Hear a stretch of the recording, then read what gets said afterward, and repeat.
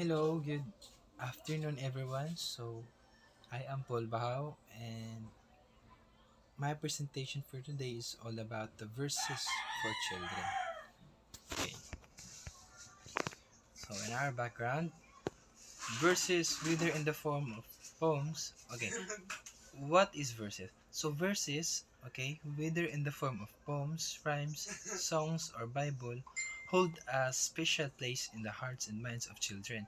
They offer a unique blend of entertainment and learning, fostering a love for language, creativity, and imagination. Okay, so there are many verses that can be found in poems, rhymes, songs, or Bible. So in these verses, it is it offers the entertainment for children to engage in creativity, imagination, and also for language. Okay. Okay. Verses can refer to a few different things depending on the context. Here are some common meanings. Okay, as I've said earlier, that there are many verses that can be found in poems, rhymes, songs, or even the Bibles. So here are some common meanings of the different verses. So poetry, in poetry and literature, so verse, a verse is a single line of poetry. So I have an example here. Okay, in this poem, "Dust of Snow," so we can find a line in the way of a crow of a crow. So in this part, the way of a crow, it is the line of a verse. Okay, did you get my point? So a verse is a single line of a poetry, meaning you can find the verse in a single line of poetry. And okay, the second one is verse. A verse can also refer to a group of lines in a poem, often set off by a stanza break. So in this example, so the verse can be found and sing it in a set of lines such as "The way of a crow shook down on me the dust of snow from a hemlock tree." So in this a set of line, so this is what we call the stanza. Okay? In this stanza, ang nakapaloob dito is ito yung verse ay makikita natin sa loob ng isang poem. Like, babasahin ko, "The way of a crow shook down on me the dust of snow from my hemlock tree." So, uh,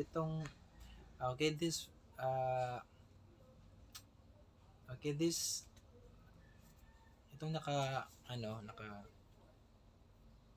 like, itong babasahin na to, ito yung verse. Okay. So, they said that the verse can be found in a set of line or set of line by set off by a stanza break. So ito yung nakikita natin. So you can also find the verse in a line of a poem, or you can also find the verse in a set of line or set off by a stanza. Okay. So, next one is the verse. A verse can be a section of a longer poem, usually with a distinct theme or idea. So, the word section or of a longer poem, meaning itong lahat, itong "The way of a crow shook down on me the dust of snow from a hemlock tree," has given my heart a change of mood and saved some part of a day I had worried. So itong lahat, so these are all a verse. So marami tayong verse na makikita in a one poem. You can found a verse in a set of line or a set of by a stanza, itong lahat, or this whole poem. Okay? Gets? Okay, let's move on from this one. Okay. So, kanina, in poetry and literature yon. So, the next one is in music. So, verse. Okay, what is verse in music? Okay, a verse is a section of a song that typically tells the story or presents the main idea. It's often contrasted with a chorus, which is a repeated refrain. Okay, so kung meron sa ano, kung meron sa yan kanina sa poetry and literature, so meron din naman sa music. So in music, as you can as you can remember that there are uh, verses that can be found in music. So just like for example the verse 1, chorus, and the verse 2. So those um, those lyrics that you can find in music, so that's all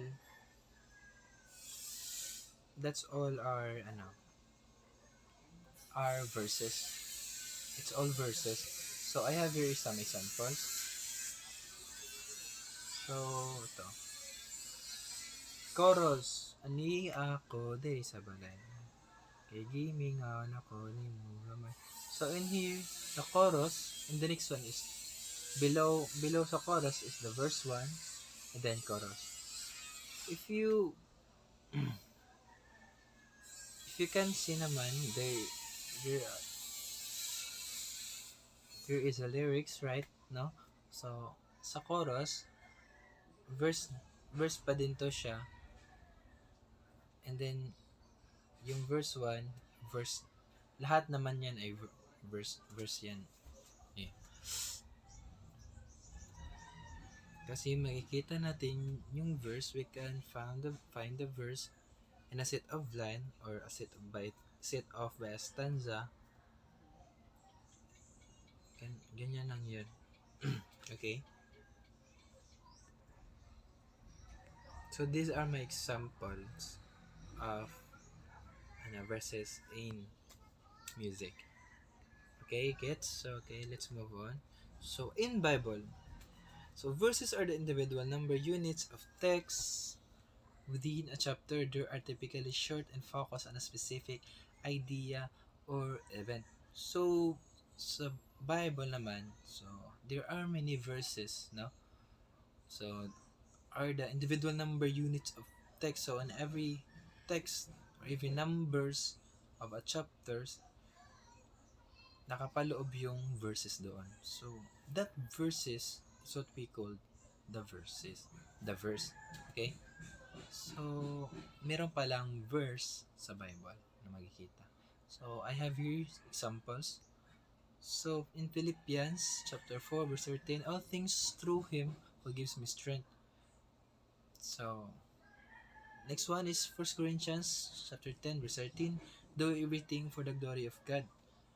Next one is Isaiah 43:5 verse 5, do not be afraid for I am with you. So, next one is Luke 6 verse 31, do to others as you would have them do to you. And lastly is the Proverbs 3 verse 5, trust in the Lord with all your heart. Okay, so these are the examples of the verses in Bible.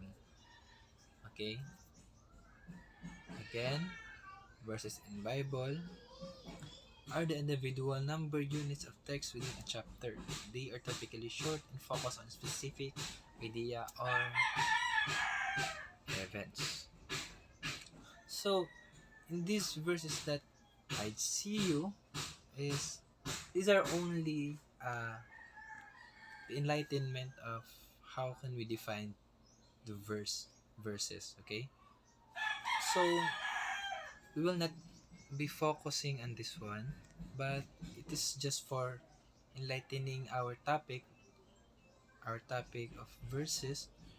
So But what we are focusing right now is the verses for children. Okay, so at least we have some ideas that we've learned, no, during our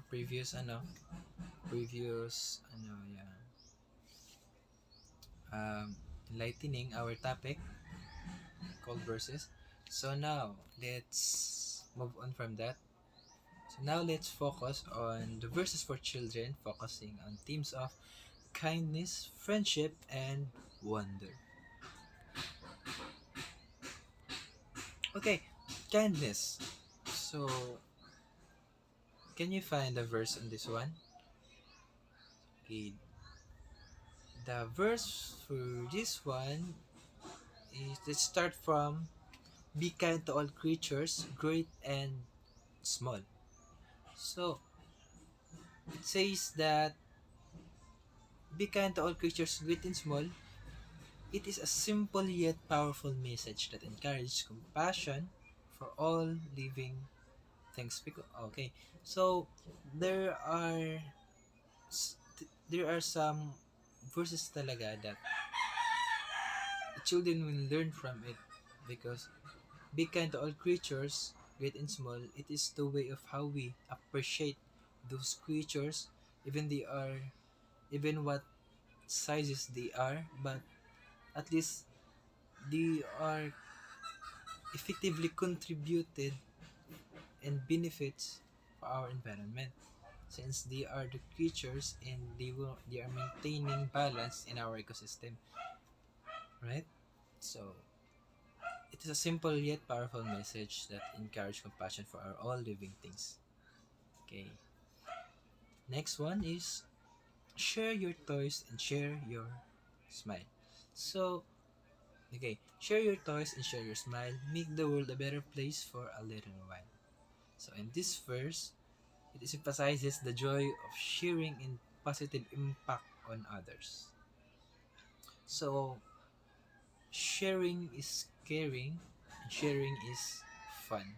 So, that is how verses entails of how we share our toys with a smile. So we can make friends if we share our toys from our friends, and yes, it can be positively impacted on others. Okay. Next one is, helping a hand is always near to wipe away a tear or calm a fear. So this verse reminds children that kindness can offer support and comfort in times of need. Okay. As we all know that helping is always good, no? Especially in the minds of children, helping is really ano, is really crucial for uh, making ano, making your relationship with other peers. So, okay, that is, so these are the examples of verses in verses focusing on kindness. Okay, let's move on. Next one is friendship. Okay, let's focus on friendship right now. So in there are three verses examples. So okay, the first one is, friends are like stars, they shine so bright, they make the world a happy sight. So this verse compares friends to stars, highlighting their positive influence and the joy they bring. Next one, two hands to hold, two hearts to share. Friendship is a treasure beyond compare. So this verse emphasizes the special bond of friendship and its enduring value. So friendship is really crucial, no? Because if you have friendship, there are there are someone who willing to help us, in times of needs, or in times of joy. Okay, another one is play together, laugh together. Friends are always there for each other. Yes, it's true. So this word celebrates the fun and support that comes with having a true friend.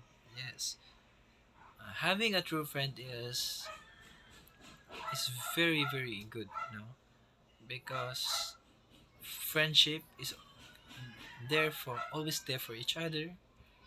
Okay, making laughs and fun, and also sharing with each other and support each other and encourage. Okay, that is how true friends are. Okay, next is to wonder. Okay, okay, wonder. The world is full of magic. If you just open your eyes, you'll see it in the sunrise and hear it in the skies. So this verse encourages children to appreciate the beauty and wonder that surrounds them. Yes, in this world, they are full of magic that you can see if you just open your eyes or vision. Everywhere is really creative. It's really a creative place that made by God. Okay, next is little raindrops falling down, whispering secrets to the ground. Okay, this verse uses imagery to inspire curiosity and wonder about nature. Okay, next one, stars twinkle bright in the velvet night, stars whisper soft and light.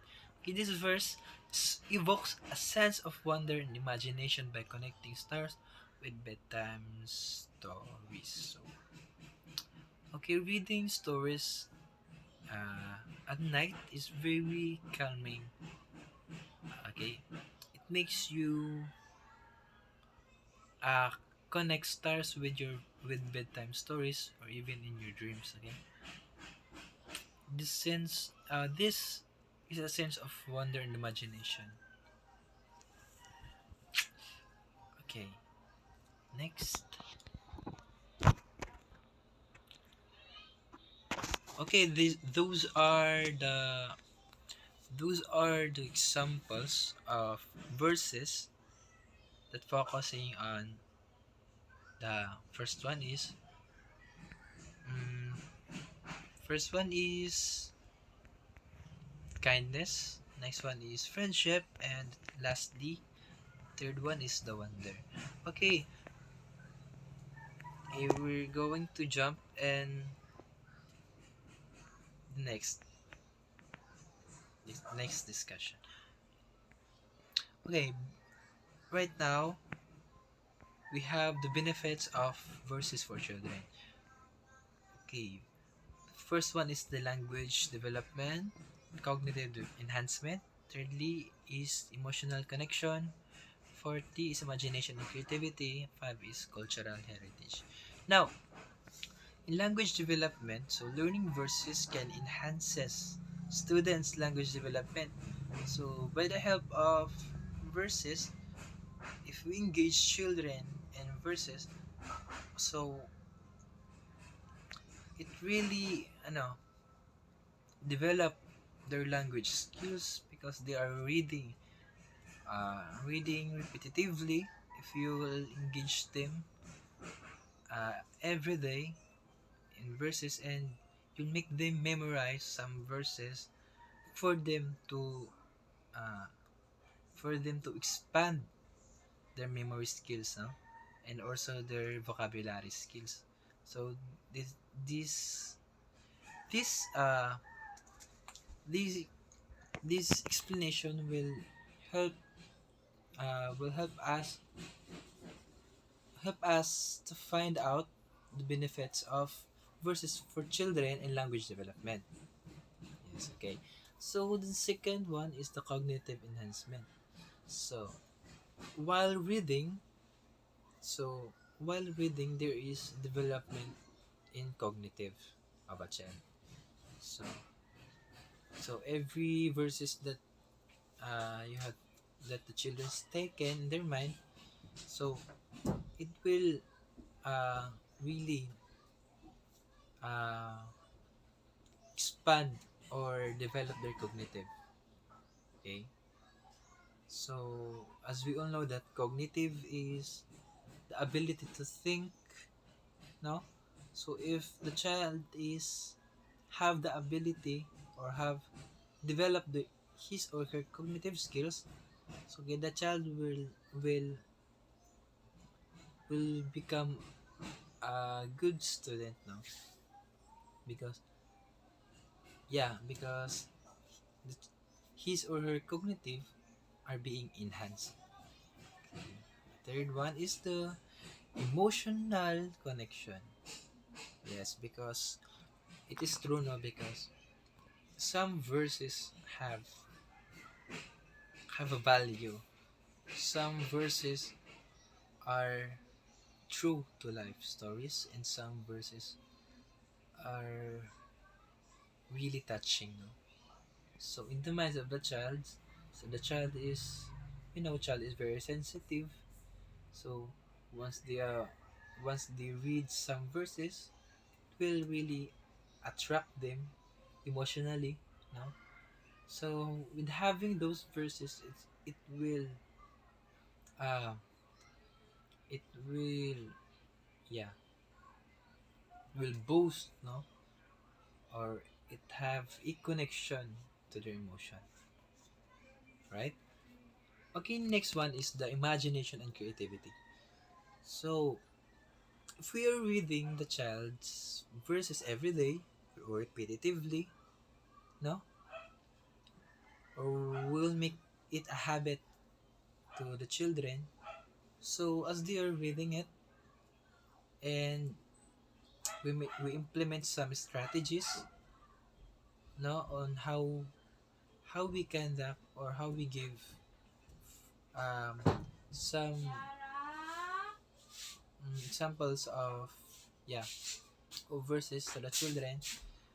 So it will expand their imagination and creativity, because we will be giving them the opportunity to make their verses, and as well as we'll give them the chance to show their skills. So it will really enhance or develop their imagination and creativity, because imagination and creativity are very crucial, no, to develop the minds of the young learners, because it being able to masters or being able to learn or expand our imagination and creativity, it will affect our our cognitive,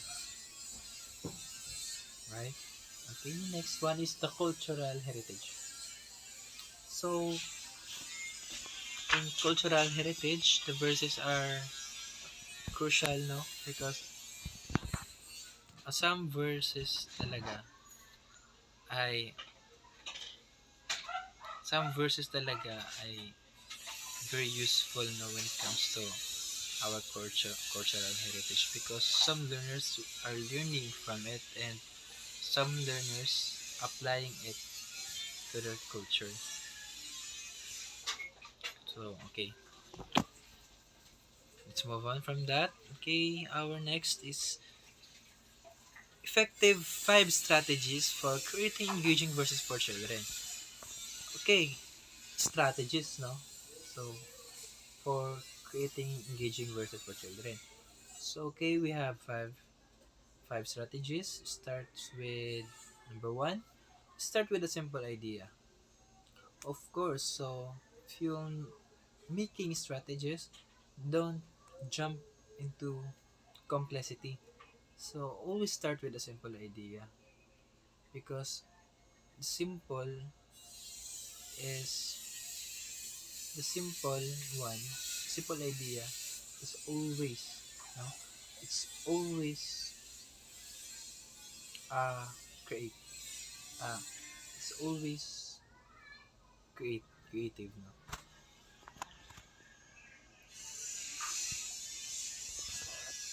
Okay, number two is the brainstorm words and phrases. So before you make a verses, you need also to brainstorm words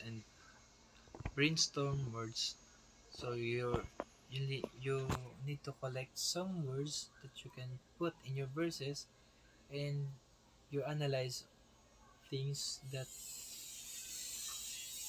you can think that it is it really appropriate words that I can make to my to the verse. So it is crucial now to brainstorm words and phrases uh before you make your verses. Okay, thirdly is experiment with rhyme and rhythm. Okay, there are verses. So there are verses that uh, you can input sounds or rhymes. No, because rhyme are a part of verses. So okay, rhyme is crucial no for the verses because it will harmonize your reading or the reading of your pupils or the students, and it can be positively affect the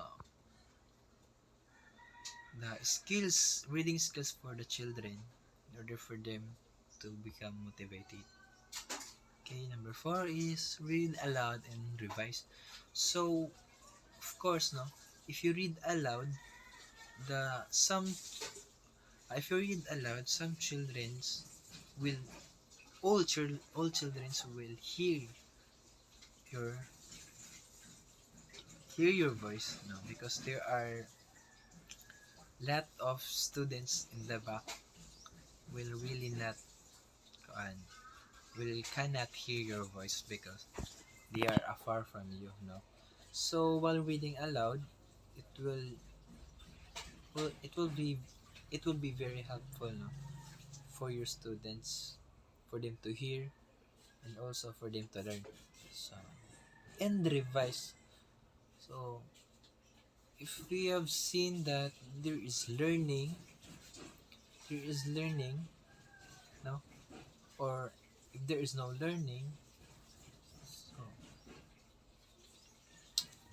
we can make it an adjustment no, or revise for them because we can as we have okay as we have assessed their their as we have assessed their learnings. The next one is we evaluate if there is learnings that happen or not. So it is very important to revise. Okay, number five is add visuals and musics. Okay, sample of this one is when you make a verse now, uh, you can integrate some oh you can put colors or some animals in it such as the bees or like characters uh, for the children to see that it is a creative one.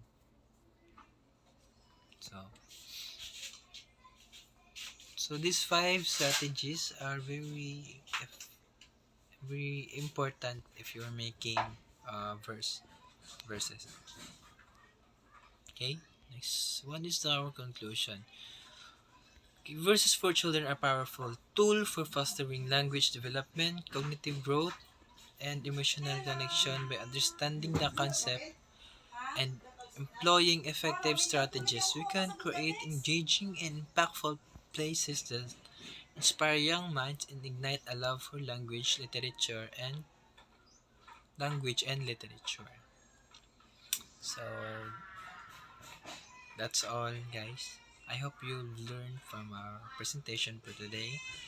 So God bless and thank you.